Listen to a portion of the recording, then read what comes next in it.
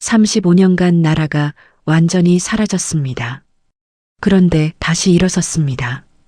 3년 전쟁으로 모든 것이 잿더미가 됐습니다.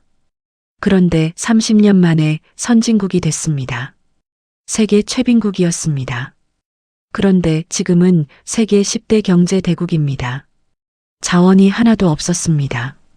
그런데 반도체, 자동차, 문화로 세계를 움직입니다.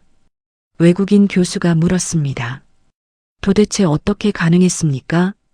20년 걸린다던 복구가 1년 만에 끝났습니다. 전 국민이 금반지를 들고 줄을 섰습니다. 경제 위기가 1년 만에 해결됐습니다. 아무도 시키지 않았습니다. 아무도 돈을 주지 않았습니다.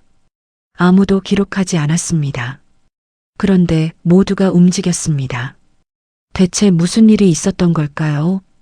왜 이 나라 사람들만 이렇게 다를까요? 오늘은 대한민국 그리고 한국인들의 비밀에 관한 이야기입니다. 캘리포니아 스탠퍼드 대학교 사회학과 강의실입니다. 2024년 봄 학기였습니다. 교수가 강단에 섰습니다. 이름은 데이비드 톰슨, 50대 중반의 백인 남성이었습니다. 그는 30년간 동아시아 사회를 연구했습니다. 일본, 중국, 한국을 오가며 필드워크를 했습니다. 특히 재난 상황에서의 집단 행동 패턴이 전공이었습니다. 학생들이 자리에 앉았습니다. 40명 정도였습니다. 다양한 인종이 섞여 있었습니다. 그중 한국인 학생이 2명 있었습니다. 교환학생으로 온 김서연과 박준혁이었습니다. 둘 다 20대 초반이었습니다. 톰슨 교수가 입을 열었습니다. 오늘은 특별한 수업입니다. 칠판에 한 문장을 적었습니다. 위기는 사회의 본질을 드러낸다. 여러분은 재난 상황에서 사람들이 어떻게 행동한다고 생각합니까? 한 학생이 손을 들었습니다. 패닉 상태가 되고 각자 도생하지 않을까요? 교수가 고개를 끄덕였습니다. 대부분의 사회에서 그렇습니다. 화면에 사진들이 나타났습니다. 미국의 허리케인 카트리나 이후 모습이었습니다. 약탈이 일어났습니다. 총격 사건이 발생했습니다. 질서가 무너졌습니다. 2005년 뉴올리언스입니다. 허리케인이 지나간 후 72시간 만에 도시는 무법천지가 됐습니다. 다음 사진이 나타났습니다. 코로나19 초기 미국 마트 풍경이었습니다. 텅 빈 진열대, 싸우는 사람들, 카트를 가득 채운 시민들. 2020년 3월입니다. 팬데믹 선언 직후 미국 전역에서 사재기가 시작됐습니다. 학생들이 불편한 표정을 지었습니다. 익숙한 장면이었기 때문입니다. 교수가 화면을 바꿨습니다. 이번에는 조용한 거리가 나타났습니다. 질서 정연하게 줄 선 사람들, 마스크를 쓴 시민들. 같은 시기 한국입니다. 학생들이 웅성거렸습니다. 완전히 다른 풍경입니다. 사재기가 거의 없었습니다. 마스크 구매에 줄을 섰지만 다툼은 없었습니다. 거리두기가 자발적으로 이뤄졌습니다. 한 학생이 손을 들었습니다. 정부가 통제한 거 아닙니까? 교수가 고개를 저었습니다. 명령이 아니었습니다. 권고였습니다. 하지만 국민들이 따랐습니다. 왜 그랬을까요? 무엇이 한국을 다르게 만들었을까요? 강의실이 조용해졌습니다. 아무도 대답하지 못했습니다. 김서연이 조심스럽게 손을 들었습니다. 집단주의 문화 때문 아닐까요? 교수가 미소 지었습니다. 많은 사람들이 그렇게 생각합니다. 하지만 충분한 설명이 아닙니다. 화면에 다른 나라들이 나타났습니다. 일본, 중국. 일본도 집단주의입니다. 중국도 그렇습니다. 하지만 재난 대응은 완전히 달랐습니다. 일본 지하철 사고 장면이 나타났습니다. 사람들이 선로에 떨어진 승객을 지켜만 보고 있었습니다. 아무도 내려가지 않았습니다. 2001년 도쿄 신주쿠역입니다. 취객이 선로에 떨어졌습니다. 수십 명이 목격했지만 아무도 구하지 않았습니다. 중국 도로 사고 장면이 나타났습니다. 쓰러진 사람 옆을 사람들이 그냥 지나갔습니다.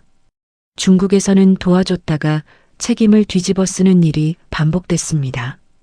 그래서 사람들이 외면합니다.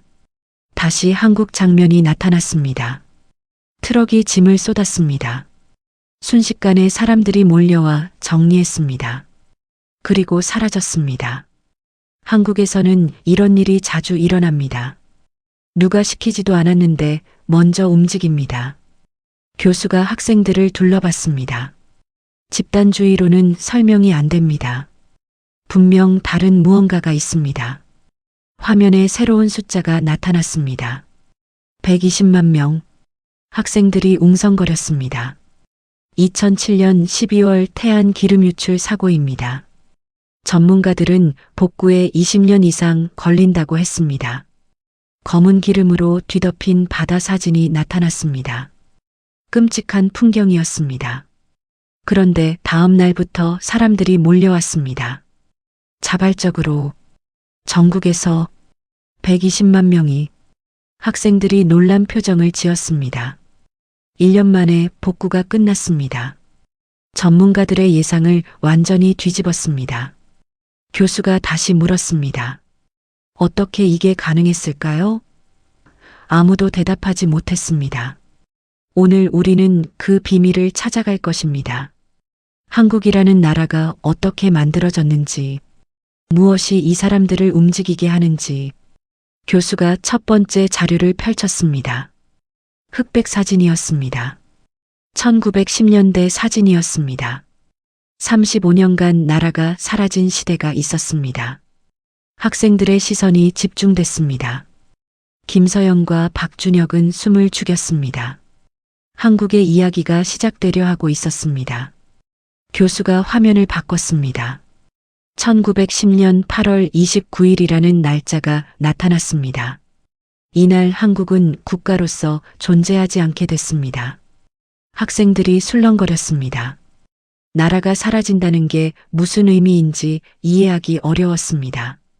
일본 제국이 한국을 병합했습니다. 강제 병합이었습니다. 화면에 조약 문서가 나타났습니다. 한일병합 조약. 이 조약으로 대한제국은 지도에서 사라졌습니다. 외교권도 없었습니다. 군대도 해산됐습니다. 정부도 사라졌습니다. 교수가 천천히 말했습니다.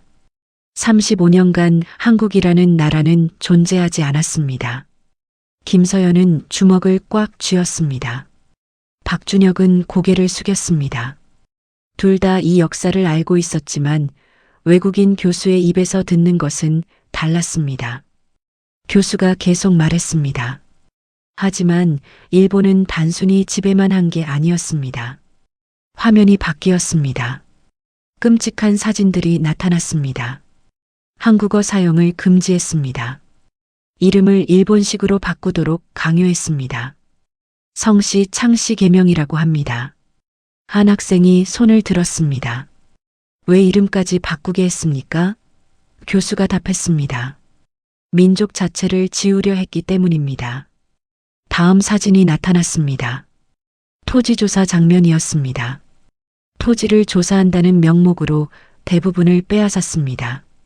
농민들은 소작농이 됐습니다. 곡식을 실어가는 사진이 나타났습니다. 수확한 곡식의 대부분을 일본으로 가져갔습니다. 한국인들은 굶주렸습니다. 교수가 목소리를 낮췄습니다. 더 끔찍한 일도 있었습니다. 화면이 바뀌었습니다.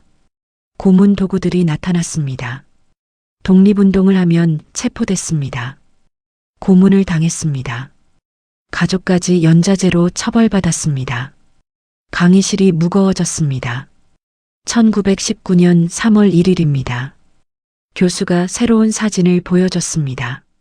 거리에 가득 모인 사람들이었습니다. 독립 만세 운동이 일어났습니다. 평화 시위였습니다. 다음 사진은 참혹했습니다. 총에 맞아 쓰러진 사람들, 칼에 찔린 사람들, 일본은 총과 칼로 진압했습니다. 7,500명 이상이 죽었습니다. 1만 6천 명이 다쳤습니다. 4만 6천 명이 체포됐습니다. 한 학생이 숨을 크게 들이쉬었습니다. 교수가 다음 장면을 보여줬습니다. 불탄 교회 사진이었습니다. 제암리 학살입니다. 주민들을 교회에 몰아넣고 불을 질렀습니다. 23명이 죽었습니다. 김서연의 눈에 눈물이 맺혔습니다. 교수가 잠시 멈췄습니다. 여성들도 끌려갔습니다. 위안부라는 이름으로 더 이상 설명하지 않았습니다. 학생들은 이미 알고 있었습니다. 강의실이 침묵에 잠겼습니다. 교수가 천천히 말을 이었습니다. 이런 상황에서 보통의 국가라면 어떻게 될까요? 한 학생이 답했습니다. 저항이 멈출 것 같습니다. 너무 위험하니까요. 교수가 고개를 끄덕였습니다. 논리적으로는 그렇습니다. 하지만 한국에서는 이상한 일이 벌어졌습니다. 화면이 바뀌었습니다. 세계 지도가 나타났습니다. 하와이, 멕시코, 시베리아, 만주에 빨간 점들이 찍혀 있었습니다. 한국인들이 해외로 나가기 시작했습니다. 일자리를 찾아서였습니다. 하와이 사탕수수 농장 사진이 나타났습니다. 하와이에서는 사탕수수 농장에서 일했습니다. 멕시코에서는 에네켄 농장에서 일했습니다. 시베리아에서는 벌목을 했습니다. 만주에서는 광산에서 일했습니다. 모두 고된 노동이었습니다. 교수가 계속 말했습니다. 그들은 번 돈을 그냥 쓰지 않았습니다. 송금 기록이 화면에 나타났습니다. 매달 일정 금액을 한국으로 보냈습니다. 생활비를 최소로 줄이고 나머지를 전부 보냈습니다. 한 학생이 물었습니다. 가족에게 보낸 건가요? 교수가 고개를 저었습니다. 독립운동 자금으로 보냈습니다. 학생들이 놀랐습니다. 국가가 없는데 독립운동 자금이요? 교수가 미소 지었습니다. 바로 그겁니다. 국가가 없는데 독립운동이 조직적으로 움직였습니다. 화면에 임시정부 사진이 나타났습니다. 상하이에 대한민국 임시정부가 세워졌습니다. 1919년입니다. 어떻게 운영됐을까요? 돈이 필요합니다. 사무실도 필요합니다. 사람들 월급도 줘야 합니다. 교수가 송금 기록을 다시 가리켰습니다. 해외 동포들이 보낸 돈으로 운영됐습니다. 하와이에서, 멕시코에서, 시베리아에서, 만주에서 돈이 모였습니다. 박준혁이 손을 들었습니다. 얼마나 보냈습니까? 교수가 답했습니다. 기록에 따르면 월급의 절반 이상을 보낸 사람들이 많았습니다. 어떤 사람은 80%를 보냈습니다. 학생들이 술렁거렸습니다. 왜 그렇게까지 했습니까? 교수가 잠시 생각하다 답했습니다. 나라가 없으면 개인도 없다고 판단했기 때문입니다. 화면에 다른 자료가 나타났습니다. 국내에서도 돈이 모였습니다.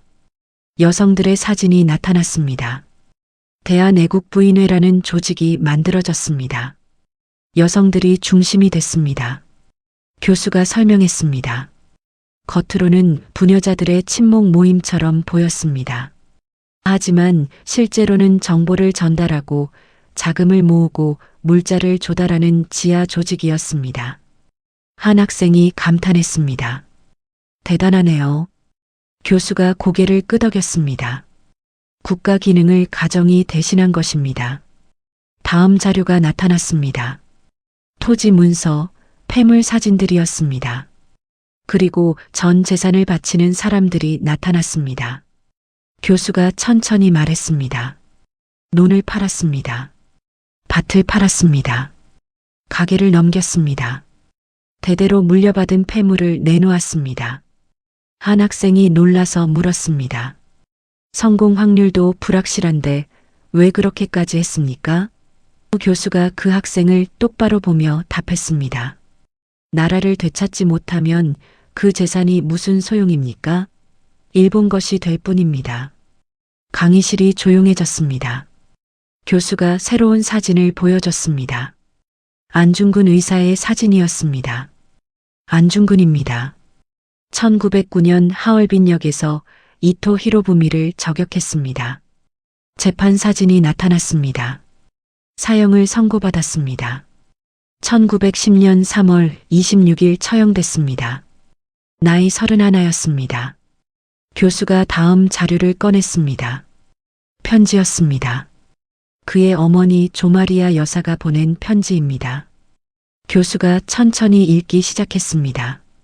내가 만일 늙은 어미보다 먼저 죽는다 하여도 결코 겁내거나 원망하지 말거라.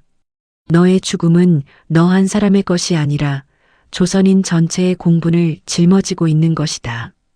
내가 항소를 한다면 그것은 일제의 목숨을 구걸하는 짓이다. 내가 나라를 위해 이에 이른즉 딴 맘먹지 말고 죽으라. 강의실이 얼어붙었습니다. 김서연은 눈물을 닦았습니다. 다른 학생들도 숙연해졌습니다. 교수가 말했습니다. 이건 잔혹한 모성이 아닙니다. 국가가 없는 상황에서 부모가 국가의 윤리를 대신한 것입니다. 박준혁이 조용히 말했습니다. 개인보다 민족을 앞세운 거군요. 교수가 고개를 끄덕였습니다. 그렇습니다. 그리고 이런 선택을 한 사람이 안중근만이 아니었습니다. 화면에 젊은 얼굴들이 나타났습니다. 10대, 20대 청년들이었습니다. 10대 독립운동가들이 있었습니다. 유관순, 이봉창, 윤봉길 모두 20대였습니다. 고문 기록이 나타났습니다. 물고문, 전기고문, 손톱을 뽑고 뼈를 부러뜨렸습니다. 10대 소녀들에게도 예외는 없었습니다. 교수가 목소리를 낮췄습니다. 하지만 그들은 끝까지 버텼습니다. 대한독립 만세를 외쳤습니다. 한 학생이 떨리는 목소리로 물었습니다. 왜 그렇게까지 했습니까? 교수가 답했습니다. 자기 미래보다 민족의 미래를 먼저 선택한 것입니다. 가장 잃을 게 많은 세대가 가장 먼저 나선 겁니다. 교수가 정리하기 시작했습니다. 서양에서 희생은 개인의 위대함으로 기록됩니다. 영웅의 이야기가 됩니다. 하지만 한국에서 희생은 시스템이었습니다. 화면에 요약이 나타났습니다. 해외 동포가 송금했습니다. 국내 여성들이 조직을 만들었습니다. 부자들이 전 재산을 바쳤습니다. 청년들이 목숨을 걸었습니다. 어머니들이 자식을 보냈습니다. 교수가 학생들을 둘러봤습니다. 누가 명령하지 않았습니다. 보상도 없었습니다. 기록도 남지 않은 사람이 대부분입니다. 하지만 돈이 모였고 조직이 움직였고 저항이 계속됐습니다. 강의실이 조용했습니다.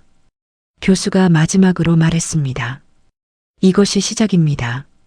한국인들이 배운 첫 번째 교훈입니다. 공동체가 살아야 개인도 산다는 것. 그리고 이 교훈은 독립 이후에도 반복됩니다. 화면에 새로운 날짜가 나타났습니다. 1945년 8월 15일. 해방이 됩니다. 하지만 기쁨은 짧았습니다. 학생들이 몸을 앞으로 기울였습니다. 1945년 8월 15일. 거리로 사람들이 쏟아져 나왔습니다. 일본이 항복했습니다. 35년 만에 해방이었습니다. 태극기가 펄럭였습니다. 사람들은 울었습니다. 마침내 나라를 되찾았습니다. 하지만 기쁨은 오래가지 못했습니다. 화면에 지도가 나타났습니다. 한반도가 반으로 나뉘어 있었습니다. 38도선이 그어져 있었습니다. 교수가 설명했습니다. 미국과 소련이 한반도를 분할 점령했습니다. 북쪽은 소련이, 남쪽은 미국이 차지했습니다. 임시 조치였습니다. 하지만 고착화됐습니다. 냉전이 시작됐기 때문입니다. 1950년 6월 25일 새벽, 북한이 남침했습니다. 전쟁이 시작됐습니다. 화면에 전쟁 사진들이 나타났습니다. 불타는 건물들, 무너진 다리들, 피난 가는 사람들. 교수가 말했습니다. 3년간 전쟁이 계속됐습니다. 한반도 전체가 전장이 됐습니다. 학생 하나가 물었습니다. 피해가 어느 정도였습니까? 교수가 답했습니다. 남북한 합쳐서 400만 명 이상이 죽거나 다쳤습니다. 1000만 명이 이산 가족이 됐습니다. 학생들이 숨을 죽였습니다. 1953년 7월 27일 휴전협정이 체결됐습니다. 전쟁은 멈췄지만 끝나지 않았습니다. 휴전일 뿐이었습니다. 화면에 전쟁 직후 서울 사진이 나타났습니다. 폐허였습니다. 건물이라곤 남아있지 않았습니다. 교수가 천천히 말했습니다. 1953년 한국의 1인당 GDP는 67달러였습니다. 세계 최빈국이었습니다. 아프리카 가나보다 가난했습니다. 한 학생이 놀라서 물었습니다. 정말입니까? 교수가 고개를 끄덕였습니다. 자원도 없었습니다. 기술도 없었습니다. 자본도 없었습니다. 남은 건 사람뿐이었습니다. 교수가 다음 화면을 보여줬습니다.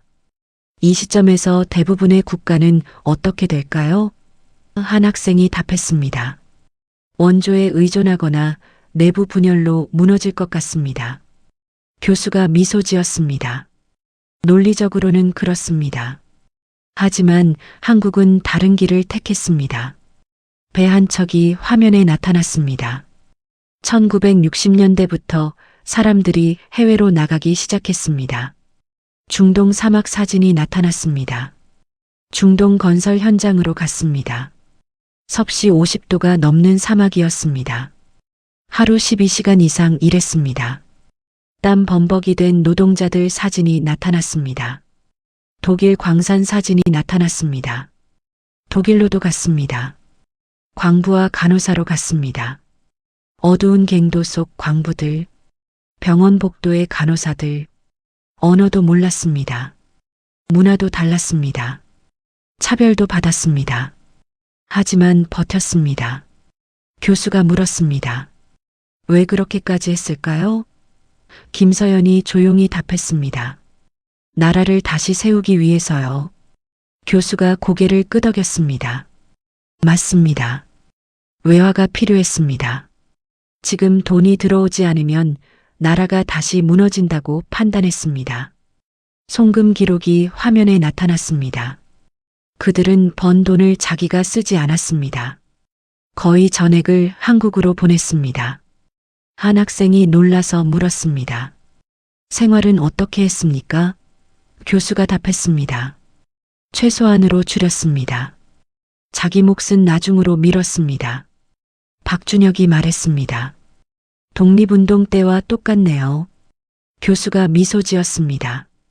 정확합니다. 같은 패턴입니다. 나라가 먼저 나는 나중. 35년 전 배운 방식을 또 사용한 겁니다. 화면에 한국 모습이 나타났습니다. 공장이 세워졌습니다.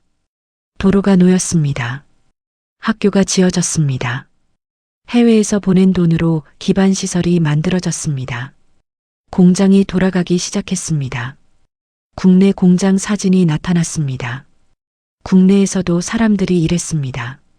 하루 12시간 이상 노동이 기본이었습니다. 안전보다 생산이 우선이었습니다. 교수가 말했습니다. 힘들었습니다. 불만도 있었습니다. 하지만 이탈은 적었습니다. 파업보다 버팀이 먼저였습니다. 가족 사진들이 나타났습니다. 아버지들은 집에 돌아가면 괜찮다고 말했습니다. 별일 아니라고 했습니다. 이 침묵이 가정을 지탱했습니다. 어머니들의 사진이 나타났습니다. 어머니들은 새벽 시장에 나갔습니다. 자신의 몫은 항상 마지막이었습니다. 젊은이들의 사진이 나타났습니다. 장남과 장녀가 공장으로 갔습니다. 동생들의 학비를 냈습니다. 자신의 꿈은 뒤로 미뤘습니다. 교수가 정리했습니다. 가족 전체가 다음 세대를 위해 지금을 포기했습니다. 화면의 발전 과정이 빠르게 지나갔습니다. 폐허에서 공장으로, 공장에서 빌딩으로. 교수가 말했습니다. 1960년 1인당 GDP 67달러, 1980년 1645달러, 2000년 1만 1347달러, 2020년 3만 1497달러. 학생들이 감탄했습니다. 60년 만에 470배 성장했습니다. 세계 역사상 유례가 없는 속도입니다. 한 학생이 물었습니다. 어떻게 가능했습니까? 교수가 답했습니다. 한 세대가 통째로 자기 몫을 뒤로 밀었기 때문입니다. 희생이 시스템이었기 때문입니다. 교수가 새로운 날짜를 보여줬습니다. 1997년. 하지만 위기는 또 왔습니다. IMF 외환위기였습니다. 은행 앞에 긴 줄이 나타났습니다. 문 닫은 기업들, 실직자들, 나라가 파산 직전이었습니다. 그런데 이상한 일이 벌어졌습니다. 금을 든 사람들이 줄을 섰습니다. 금 모으기 운동입니다.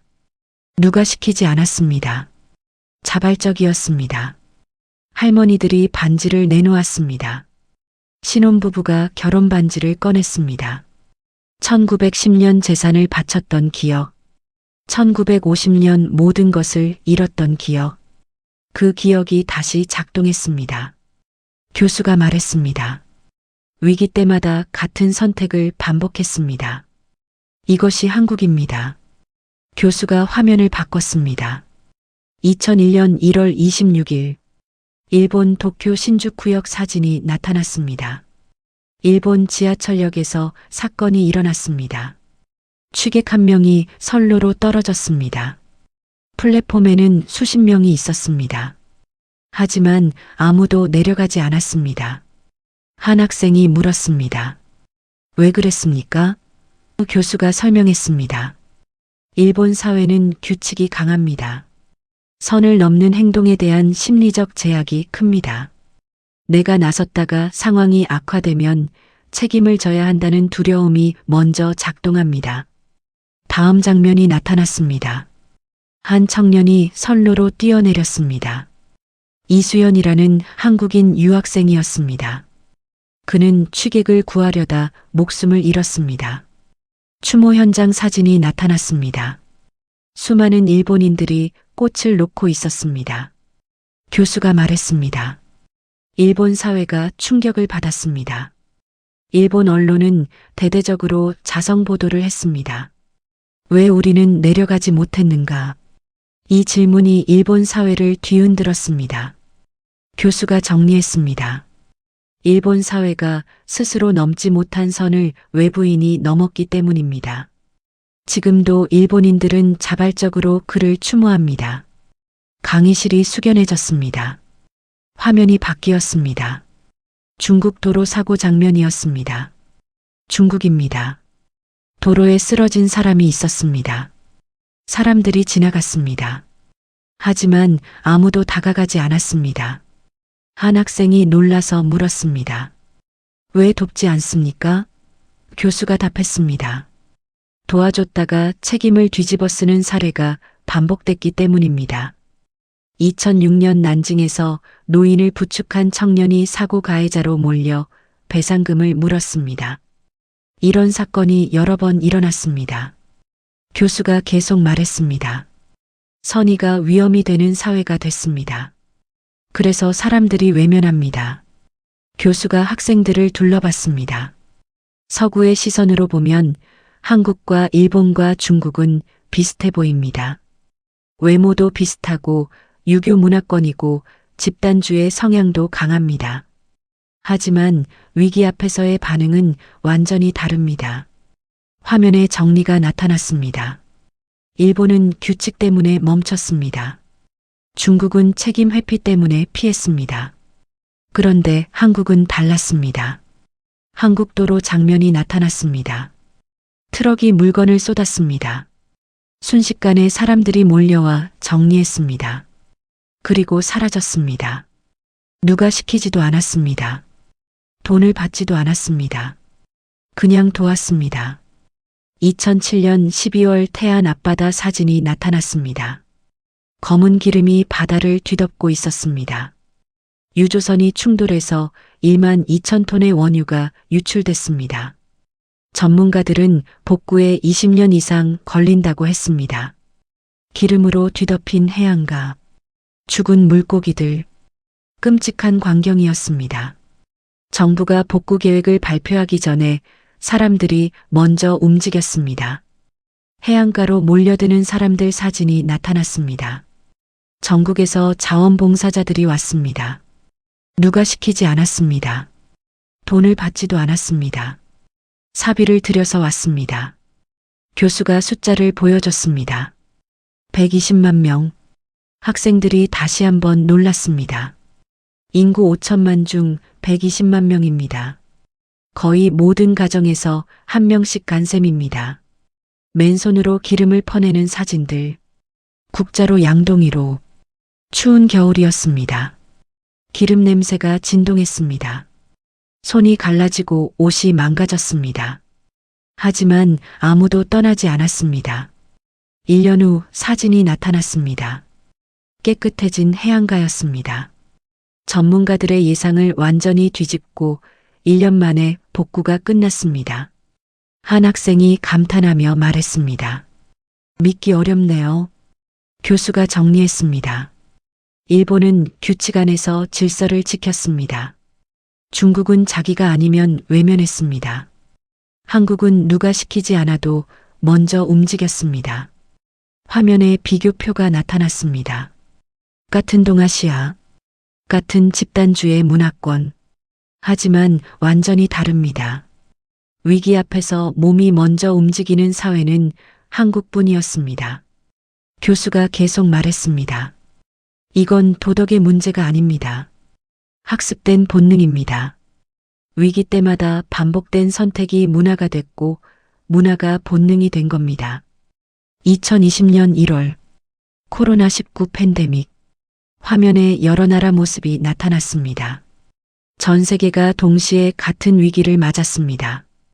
미국 마트의 혼란, 유럽의 격렬한 시위, 자유를 외쳤습니다. 마스크 착용을 거부했습니다. 방역 조치를 정부 통제라며 저항했습니다. 한국 장면이 나타났습니다. 조용한 거리, 질서정연하게 줄선 사람들. 한국은 달랐습니다. 사재기가 거의 없었습니다. 거리두기에 자발적으로 합의했습니다. 한 학생이 물었습니다. 강제였습니까? 교수가 고개를 저었습니다. 권고였습니다. 하지만 국민들이 따랐습니다. 식당과 카페 사진들이 나타났습니다. 자영업자들이 가장 힘들었습니다. 소득이 끊겼습니다. 다른 나라 같으면 대규모 항의가 나왔을 겁니다. 하지만 한국에서는 그런 일이 거의 없었습니다. 지금은 참아야 한다고 판단했습니다. 개인의 손실보다 공동체의 생존이 먼저였습니다. 병원 사진이 나타났습니다. 의료진은 더 혹독했습니다. 감염 위험 속에서 일했습니다. 장시간 근무에 시달렸습니다. 가족을 만나지 못했습니다. 교수가 말했습니다. 하지만 그들은 영웅으로 불리길 원치 않았습니다. 그냥 자기 자리에서 해야 할 일이라고 말했습니다. 통계 자료가 나타났습니다. 결과는 명확했습니다. 한국의 치명률은 낮았습니다.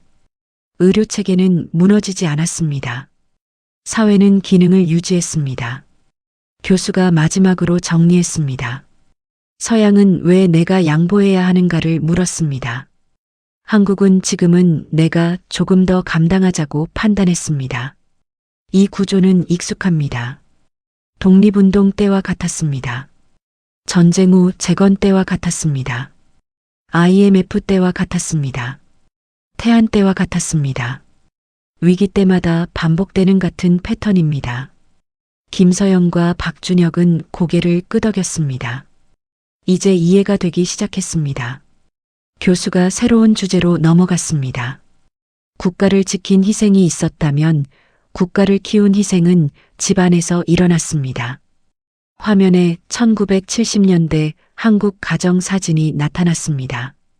좁은 방에서 식사하는 가족, 공장에서 돌아온 아버지, 시장에서 장을 보는 어머니, 이번에도 강요는 없었습니다. 보상 약속도 없었습니다. 기록도 남지 않았습니다. 오직 가족 내부의 자발적 선택만 있었습니다. 교수가 설명을 시작했습니다. 한국 부모의 희생에는 공통된 구조가 있었습니다. 자신의 욕망을 뒤로 밀었습니다. 건강과 휴식을 나중으로 밀었습니다. 자식 앞에서는 약한 모습을 보이지 않았습니다. 한 학생이 손을 들었습니다. 모든 부모가 그런 거 아닙니까? 교수가 고개를 저었습니다. 정도가 달랐습니다. 한국에서는 이것이 시스템이었습니다. 화면에 공장 사진이 나타났습니다. 아버지들은 야간 근무를 했습니다. 휴일 없이 일했습니다. 위험한 현장에서 버텼습니다. 교수가 계속 말했습니다. 그런데 집에서는 괜찮다고 말했습니다. 별일 아니라고 했습니다. 이 침묵은 감정 억압이 아니었습니다. 가정의 안정 장치였습니다. 아버지가 힘들다고 말하면 가족 전체가 불안해집니다. 그래서 침묵했습니다. 박준혁이 조용히 말했습니다. 우리 아버지도 그러셨어요. 시장 사진이 나타났습니다. 어머니들은 새벽 시장에 나갔습니다. 살림을 축소했습니다. 자신의 몫은 항상 마지막이었습니다. 교수가 설명했습니다. 남은 반찬은 항상 어머니 앞에만 놓였습니다. 새 옷은 자식들이 먼저 입었습니다. 하지만 어머니의 역할은 단순한 노동이 아니었습니다. 가정 자원을 배분했습니다. 자식 간 형평을 유지했습니다. 가족 내 감정을 완충했습니다. 어머니는 가정의 재무장관이자 위기 관리자였습니다. 김서연의 눈에 눈물이 맺혔습니다. 우리 엄마도요. 공장으로 가는 젊은이들 사진이 나타났습니다. 장남과 장녀가 먼저 희생했습니다. 공장과 현장으로 먼저 나갔습니다. 동생들의 학비를 먼저 냈습니다. 자신의 꿈을 뒤로 밀었습니다. 한 학생이 물었습니다. 강요된 거 아닙니까? 교수가 답했습니다. 자발적 수용이었습니다. 집이 먼저라는 판단이었습니다. 희생은 위에서 아래로만 흐르지 않았습니다. 가족 전체에 분산돼 있었습니다. 모두가 자기 몫을 나중으로 밀었습니다. 교수가 결과를 설명했습니다. 이렇게 해서 동생 세대의 교육 수준이 급상승했습니다. 가족 전체의 사회적 이동이 가능해졌습니다. 한 집안에서 계층 점프가 발생했습니다. 화면에 예시가 나타났습니다. 형은 공장에서 일하고 동생은 대학에 갑니다. 그 다음 세대는 전문직이 됩니다. 교수가 정리했습니다. 짧은 시간에 고등교육이 보편화됐습니다. 산업 현장과 전문직이 동시에 성장했습니다. 가난의 대물림이 약화됐습니다. 한국의 성장은 정책 이전에 가정 내부의 희생 축적이 만든 결과입니다. 강의실이 조용해졌습니다. 교수가 핵심 개념을 제시했습니다. 이건 개인의 성격이 아니라 세대 간 계약이었습니다. 부모는 지금을 포기하고 자식은 다음을 책임집니다. 이 계약은 문서로 작성되지 않았습니다. 학교에서 가르치지도 않았습니다. 누가 설명하지도 않았습니다. 그냥 생활로 전수됐습니다. 아버지의 침묵을 보며 배웠습니다. 어머니의 뒷모습을 보며 익혔습니다. 형과 누나의 선택을 보며 자연스럽게 받아들였습니다. 교수가 말했습니다. 그래서 한국 사회는 위기 앞에서 설명이 필요 없었습니다. 이미 세대를 거쳐 몸에 새겨진 방식이었으니까요. 화면에 한국의 발전 과정이 빠르게 지나갔습니다. 폐허에서 공장으로, 공장에서 빌딩으로, 가난에서 풍요로. 한 학생이 조용히 물었습니다. 그럼 그분들은 행복했을까요? 교수가 잠시 멈췄습니다. 행복의 기준이 달랐습니다. 자기 만족이 아니라 자식의 성공이 행복이었습니다. 그것이 옳은지 그른지는 제가 판단할 문제가 아닙니다.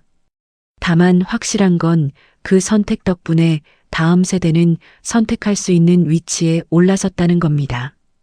교수가 학생들을 둘러봤습니다. 그분들은 희생했다고 말하지 않았습니다. 그냥 부모였고 형이었고 누나였고 어른이었을 뿐입니다. 그리고 그 침묵 덕분에 한 세대는 다음 세대를 위로 끌어올릴 수 있었습니다. 교수가 현재로 돌아왔습니다. 지금 한국의 젊은 세대는 이 시스템에 반발합니다. 왜 우리가 희생해야 하는가? 우리도 행복할 권리가 있다. 이건 정당한 주장입니다. 교수가 계속 말했습니다.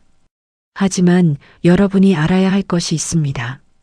이 희생의 시스템이 만든 결과를 말입니다. 화면에 통계가 나타났습니다.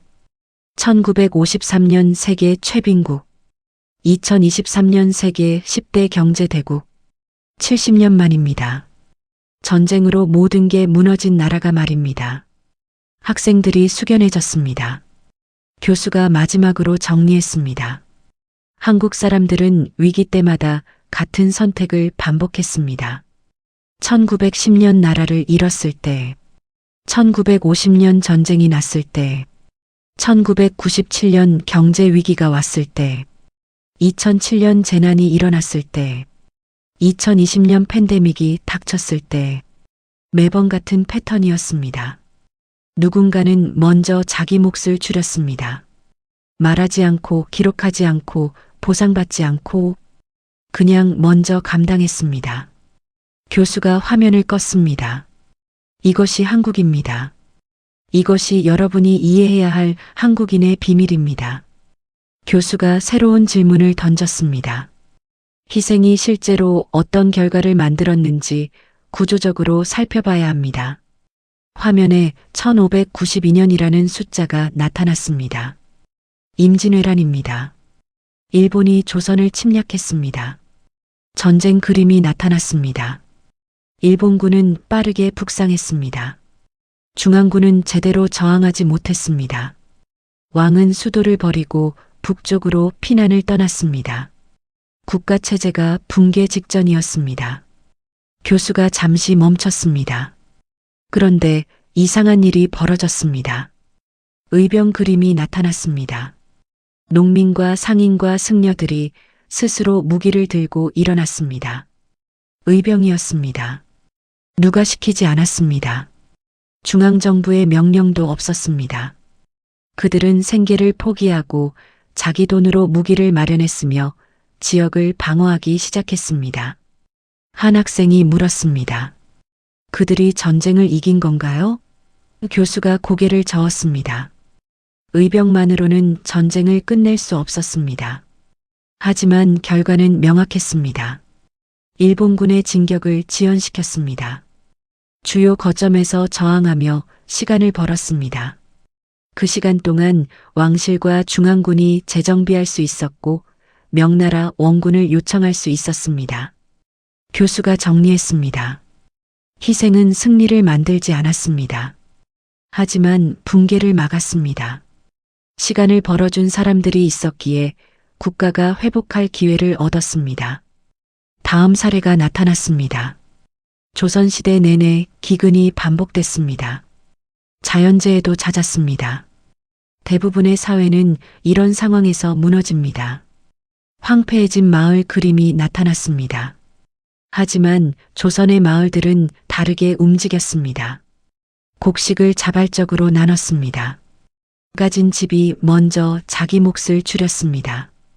공동노동으로 서로를 돌봤습니다.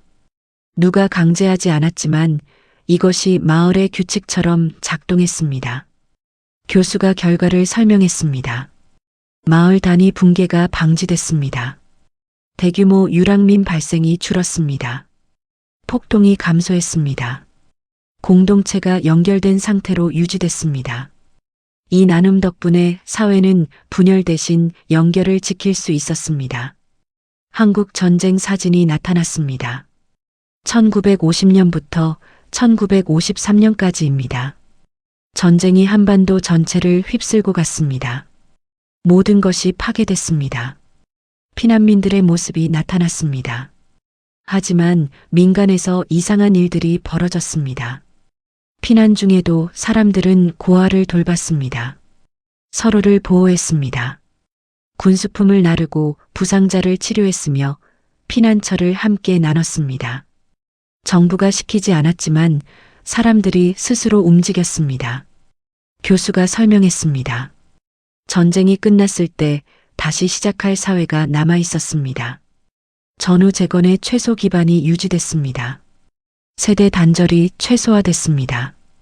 공동체가 완전히 붕괴되지 않았습니다. 만약 민간에 이런 돌봄이 없었다면 전쟁 후 한국은 다시 일어서지 못했을 겁니다. 교수가 정리하기 시작했습니다. 화면에 3가지 문장이 나타났습니다. 첫째, 시간을 벌었습니다. 둘째, 사회 연결망을 유지했습니다. 셋째, 다음 선택이 가능한 상태를 남겼습니다. 교수가 학생들을 둘러봤습니다. 한국의 희생은 영웅을 만들기 위한 게 아니었습니다. 다음을 가능하게 하기 위한 선택이었습니다.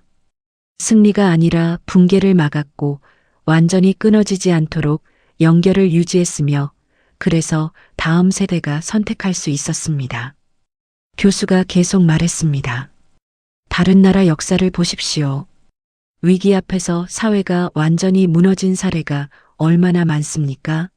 국가가 사라지고 공동체가 분열되고 문화가 단절된 경우가 얼마나 많은지 생각해 보십시오. 한국은 수백 년 동안 끊임없는 위기를 겪었습니다. 침략, 전쟁, 식민 지배 분단. 그런데도 사회는 완전히 끊어지지 않았습니다. 왜일까요? 교수가 답했습니다.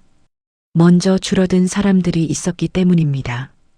의병이 시간을 벌었고 마을이 나눔으로 버텼으며 백성이 분노를 억제했고 민간이 돌봄을 지속했습니다. 이들은 기록되지 않았습니다. 보상받지 못했습니다. 이름도 남지 않았습니다.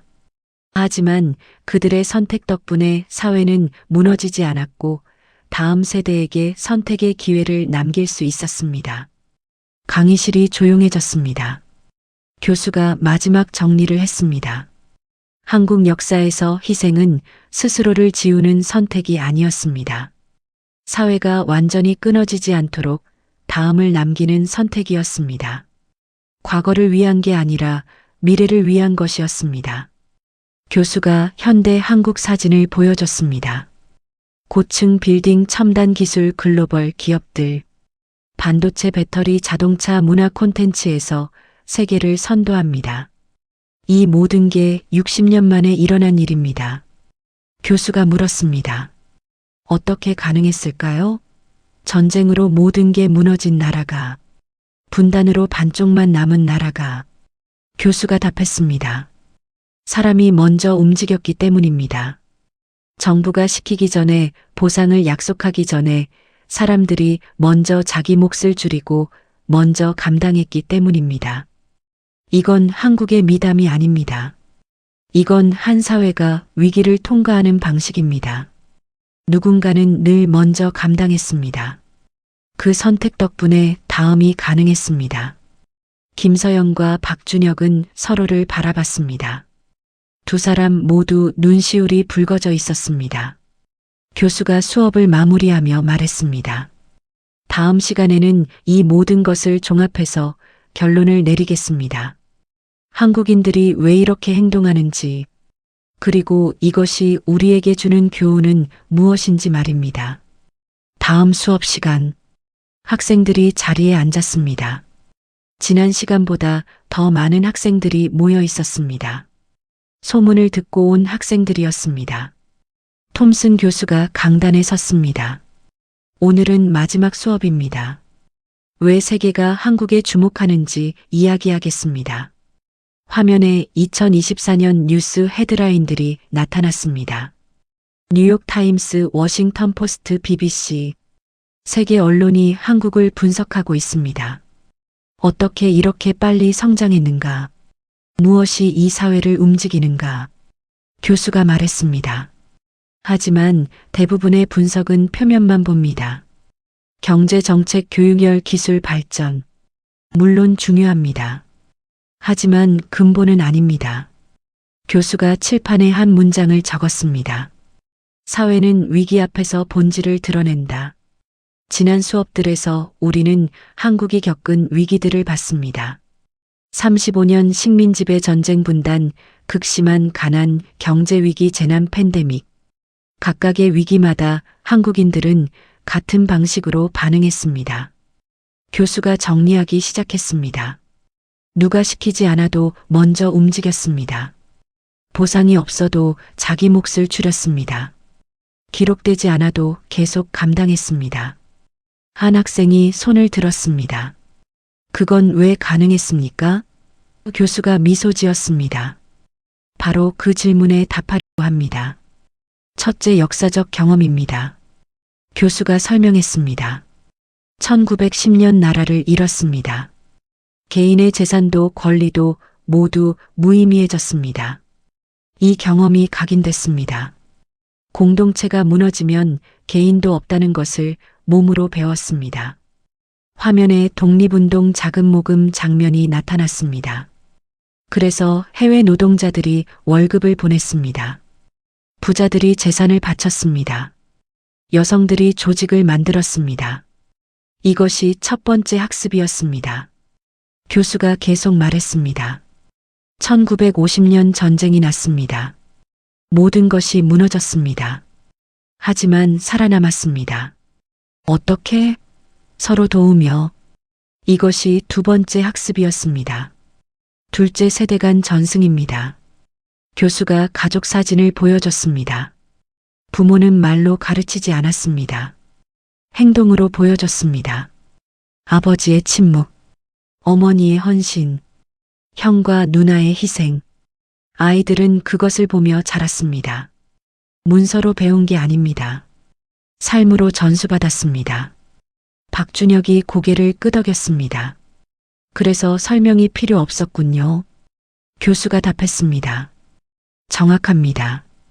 위기가 오면 몸이 먼저 반응했습니다. 생각할 필요가 없었습니다. 이미 세대를 거쳐 체화된 방식이었으니까요. 셋째, 집단적 기억입니다. 교수가 IMF 금모으기 사진을 보여줬습니다. 1997년 경제 위기가 왔을 때 정부가 캠페인을 시작하기도 전에 사람들이 줄을 섰습니다. 왜일까요? 1910년의 기억이 작동했기 때문입니다. 나라가 무너지면 어떻게 되는지 알았습니다. 직접 경험하지 않았어도 조부모 세대에게 들었습니다. 역사 수업에서 배웠습니다. 그 기억이 행동을 만들었습니다. 김서연이 말했습니다. 그래서 반복되는 패턴이 나타나는군요. 교수가 고개를 끄덕였습니다. 맞습니다. 개인의 선택이 아니라 집단의 기억이 작동한 겁니다. 교수가 다른 나라들 비교했습니다. 미국을 보십시오. 개인의 자유가 최고 가치입니다. 위기가 와도 내 권리를 먼저 생각합니다. 왜 내가 양보해야 하는가? 이게 먼저 나옵니다. 코로나 시위 장면이 나타났습니다. 유럽도 비슷합니다. 자유를 제한하는 모든 조치에 저항합니다. 봉쇄를 거부합니다. 마스크를 거부합니다. 교수가 말했습니다. 이게 나쁘다는 게 아닙니다. 그들의 역사적 경험이 다르기 때문입니다. 그들은 국가의 통제와 싸워서 자유를 얻었습니다. 그래서 국가의 개입을 경계합니다. 한 학생이 물었습니다. 한국은 왜 다릅니까? 교수가 답했습니다. 한국의 경험은 반대였습니다. 국가가 없어서 고통받았습니다. 국가가 무너져서 모든 것을 잃었습니다. 그래서 공동체를 먼저 생각합니다. 개인의 자유도 중요하지만 공동체가 살아야 개인도 산다는 걸 압니다. 교수가 정리했습니다. 서양은 국가로부터 자유를 얻었습니다. 한국은 국가를 지키기 위해 자유를 조정했습니다. 역사가 다르면 가치관도 다릅니다. 강의실이 조용했습니다. 학생들이 깊이 생각하고 있었습니다. 교수가 현재로 돌아왔습니다. 2024년 지금 세계는 여러 위기를 맞고 있습니다. 기후 변화, 팬데믹, 경제 불안, 전쟁. 화면에 세계 뉴스들이 나타났습니다. 많은 사회가 분열되고 있습니다. 서로를 불신합니다.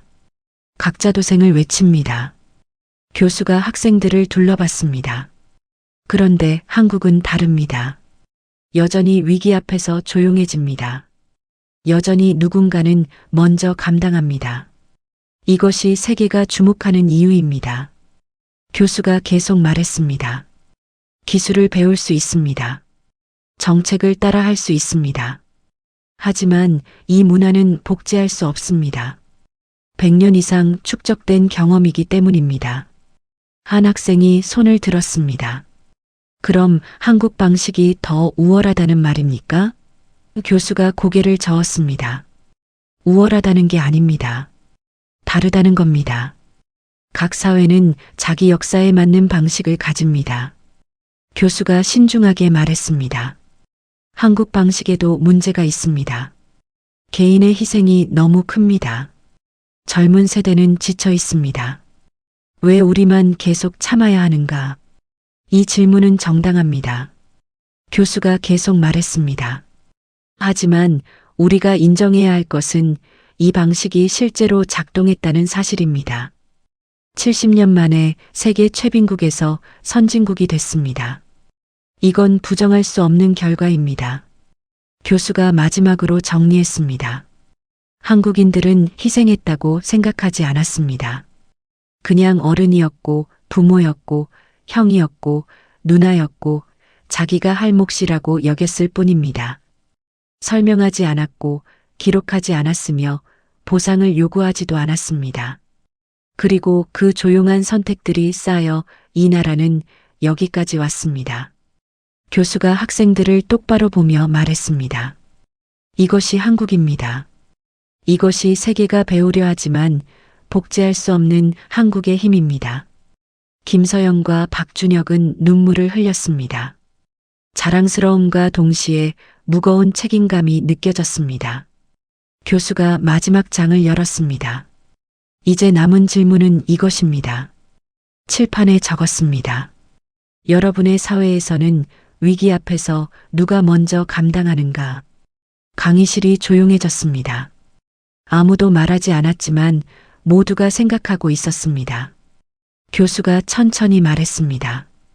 이 수업은 한국을 따라 하라고 만든 수업이 아닙니다. 한국이 더 도덕적이라는 말도 아닙니다. 다만 한 가지는 분명합니다. 위기는 반드시 옵니다. 그때 사회가 어떻게 반응하느냐가 그 사회의 미래를 결정합니다. 교수가 지난 수업들을 정리하기 시작했습니다. 우리는 봤습니다. 해외로 나가 외화를 벌어 전액을 송금한 노동자들, 중동 사막에서 목숨을 걸고 일한 건설 노동자들, 독일 광산 깊은 곳에서 버틴 광부들, 밤낮으로 환자를 돌본 간호사들, 말없이 공장을 지킨 아버지들, 새벽 시장에 나간 어머니들, 동생 학비를 위해 꿈을 미룬 형과 누나들, 태안에 달려간 120만 명, 코로나 속에서 조용히 거리를 둔 시민들. 교수가 잠시 멈췄습니다. 이들은 기록되지 않았습니다. 인터뷰하지 않았습니다. 보상받지 못했습니다. 이름도 남지 않았습니다. 교수의 목소리가 강해졌습니다. 그들은 어떤 사상도 주장하지 않았습니다. 어떤 가치를 설파하지도 않았습니다. 그저 이렇게 행동했을 뿐입니다. 내가 조금 더 감당하자. 교수가 결과를 말했습니다. 그리고 그 결과는 명확합니다. 사회는 완전히 붕괴되지 않았습니다. 다음 세대는 선택할 수 있었습니다. 국가는 다시 일어설 수 있었습니다. 교수가 학생들을 둘러봤습니다. 이건 기적이 아닙니다. 반복된 선택의 누적 효과입니다. 한 번이 아니라 수백 년 동안 위기 때마다 같은 선택을 반복한 결과입니다. 한 학생이 손을 들었습니다. 하지만 교수님, 그건 너무 가혹한 거 아닌가요? 개인의 행복은 어디에 있습니까? 교수가 고개를 끄덕였습니다. 가혹합니다. 공평하지도 않습니다. 하지만 그 선택 덕분에 한국은 35년 식민 지배를 겪고도 다시 일어섰습니다. 전쟁으로 모든 게 무너졌어도 재건했습니다. 세계 최빈국에서 선진국이 됐습니다. 한 세대 만에요. 강의실이 숙연해졌습니다. 교수가 중요한 질문을 던졌습니다.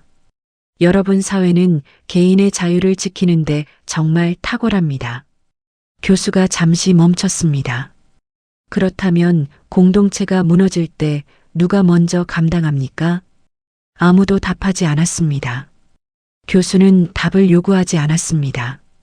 그냥 침묵만 남겼습니다. 교수가 선을 그었습니다.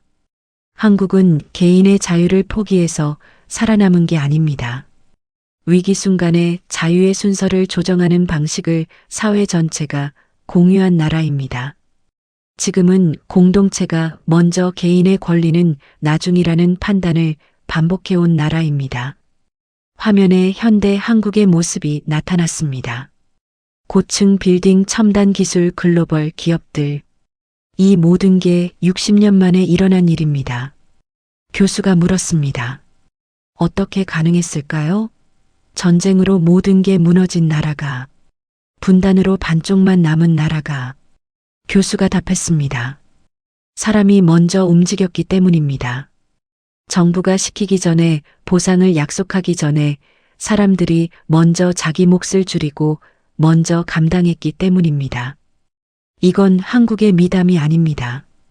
이건 한 사회가 위기를 통과하는 방식입니다. 누군가는 늘 먼저 감당했습니다. 그 선택 덕분에 다음이 가능했습니다. 교수가 마지막 문장을 던졌습니다. 희생을 강요하는 사회는 위험합니다. 하지만 아무도 먼저 감당하지 않는 사회는 반드시 무너집니다. 교수가 정리했습니다. 이건 비난이 아닙니다. 경고도 아닙니다. 선택지 제시입니다. 교수가 학생들을 천천히 둘러봤습니다. 한국이 특별해서가 아닙니다. 다만 위기 때마다 같은 선택을 반복했을 뿐입니다. 그 선택이 문화가 됐고, 문화가 본능이 됐고, 본능이 국가를 지탱했습니다. 그리고 그 과정에서 세계가 불가능하다고 여긴 성장을 이뤄냈습니다. 교수가 노트를 덮었습니다. 우리도 진지하게 생각해 봐야 합니다. 우리의 사회는 어떤 선택을 하고 있는지, 다음 위기가 왔을 때 우리는 어떻게 반응할 것인지. 교수가 강의실을 나가려다 멈춰 섰습니다. 마지막으로 한 가지만 더 말하겠습니다. 학생들이 집중했습니다. 한국의 젊은 세대는 지금 갈림길에 서 있습니다. 부모 세대의 희생을 이어갈 것인가? 아니면 새로운 길을 찾을 것인가? 교수가 김서영과 박준혁을 봤습니다. 여러분의 선택입니다. 하지만 선택을 하기 전에 알아야 합니다. 지금 여러분이 누리는 모든 것이 누군가의 조용한 희생 위에 세워졌다는 것을 말입니다. 교수가 문을 향해 걸어갔습니다. 수업을 마치겠습니다. 학생들이 일어나 박수를 쳤습니다. 긴 박수였습니다. 김서연은 눈물을 닦았습니다. 박준혁은 주먹을 꽉 쥐었습니다. 수업이 끝났지만 아무도 자리를 뜨지 않았습니다. 모두가 생각에 잠겨 있었습니다. 한 미국인 학생이 김서연에게 다가왔습니다. 정말 대단한 나라네요. 김서연이 답했습니다. 대단하지만 무겁습니다. 무겁다니요? 우리 세대도 그렇게 살아야 한다는 기대가 있어요. 하지만 우리도 행복하고 싶어요. 그 학생이 고개를 끄덕였습니다. 이해합니다. 박준혁이 창밖을 바라봤습니다. 캘리포니아의 푸른 하늘이 보였습니다. 그는 생각했습니다. 우리 할아버지가 독일 광산에서 일하셨다. 아버지는 공장에서 야근을 하셨다. 어머니는 새벽 시장에 나가셨다. 그래서 내가 여기 스탠퍼드에 있다. 그렇다면 나는 무엇을 해야 하는가? 답은 없었습니다. 하지만 질문은 남았습니다. 김서연도 같은 생각을 하고 있었습니다. 두 사람은 서로를 봤습니다. 그리고 조용히 고개를 끄덕였습니다. 우리는 알아야 한다.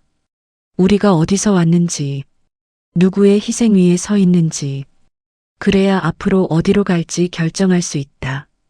이 나라는 늘 가장 먼저 무너질 것이라 불렸습니다. 하지만 언제나 가장 늦게까지 버텼고 끝내 다시 일어섰습니다. 그 힘은 기술도 자원도 아닌 사람들의 선택에서 나왔습니다. 누군가의 이름 없는 희생, 그 희생들이 오늘의 대한민국을 만들었습니다. 그래서 이 나라는 지금도 쉽게 꺾이지 않는 나라로 남아 있습니다.